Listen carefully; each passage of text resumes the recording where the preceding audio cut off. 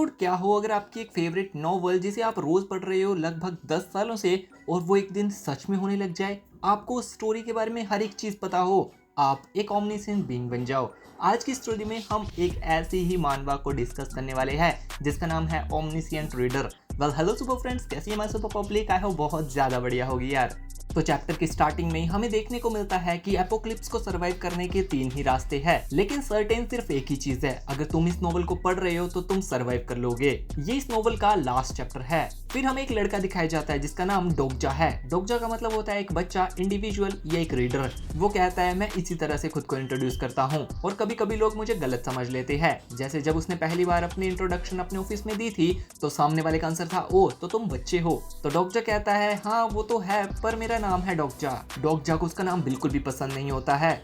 उसने अपनी लाइफ अकेले बिता दी है। डोगजा की हॉबी है नॉवेल्स पढ़ना। जब वो सबवे में होता है घर जाते टाइम तो वो हमेशा नॉवेल्स पढ़ता है, लेकिन आज सबवे में कुछ अलग था। डोगजा को एक आवाज आती है, अगर तुम इसी तरह से अपने फोन में देखते रहे तो तुम फोन में ही घुस जाओगे। डोगजा देखता है कि उसके ऑफिस की एक लड़की उसके सामने खड़ी है और वो डोगजा को कहती है क्या तुम घर जा रहे हो? तो डोगजा कहता है हाँ, और क्या तुम भी? उस लड़की का नाम शांगा था जो डोगजा के ऑफिस में ही काम करती थी। डोगजा खुद में सोचता है कि मुझे विश्वास नहीं हो रहा है मैं अपने ऑफिस की इतनी सुंदर लड़की के साथ जा रहा हूँ, उसके शैम्पू की कितनी अच्छी खुशबू आ रही है। और डोगजा उससे पूछता है क्या तुम हमेशा सबवे में ही घर जाती हो? तो शांगा कहती है नहीं, मैं हमेशा नहीं जाती हूँ, मेरी बाइसाइकिल किसी ने चुरा ली है और इसीलिए मैं सबवे में जा रही हूँ। तो डोगजा पूछता है क्या तुम साइकिल में ऑफिस आती हो?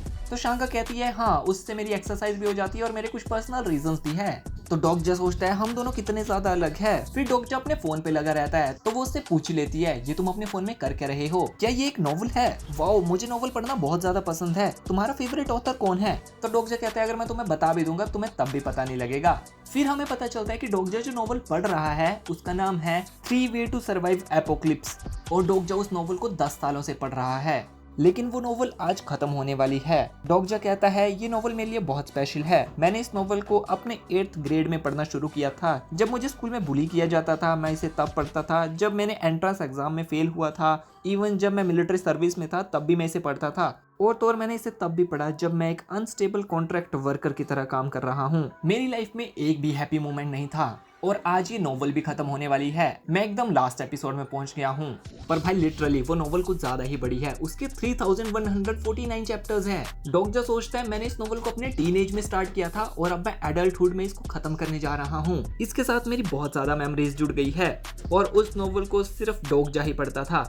हाँ, उस नोवेल के स्टार्टिंग में कुछ व्यूज आते थे पर एंडिंग में आते आते तो उसमें सिर्फ एक ही व्यू आता था जो कि डोगजा का होता था। डोगजा सोचता है ये नोवेल सिर्फ मेरे ही लिए बनी है जिसे सिर्फ मैं ही पढ़ता हूँ, और वो उस नोवेल के ऑथर को सपोर्ट करना चाहता था तो वो उसको कुछ डोनेशन करने का सोचता है और फिर वो उसे एक कमेंट भी करता है। और ये सारी बातें डोगजा खुद में ही कर रहा था और तभी उसे याद आता है कि शांगा भी तो उसके बगल में बैठी है। फिर वो शांगा से बात करना स्टार्ट करता है और बातों ही बातों में उसे याद आता है कि शांगा अब एक फुल टाइम एम्प्लॉय बन चुकी है, लेकिन डोगजा अभी भी एक पार्ट टाइम वर्कर ही है। डोगजा शांगा को देख के काफी ज्यादा इंप्रेस था। वो सोचता है अगर ये नॉवल में होती तो ये पक्का एक हीरोइन होती। वो खुद में सोचता है कि अगर वो एक नॉन फिक्शन की जगह एक फैंटेसी में होता तो वो मेन प्रोटैगनिस्ट होता, पर अभी रियलिटी में वो कोई प्रोटैगनिस्ट नहीं है, वो बस एक रीडर है। पर यहाँ पर शांगा भी डोगजा को देख के काफी ज्यादा इंप्रेस हो चुकी थी। वो देखती है कि यार ये अपनी लाइफ को कितने अच्छे से जी रहा है और वो सोचती है कि मैं भी तुम्हारी तरह अपनी लाइफ को बहुत अच्छे से जीऊंगी।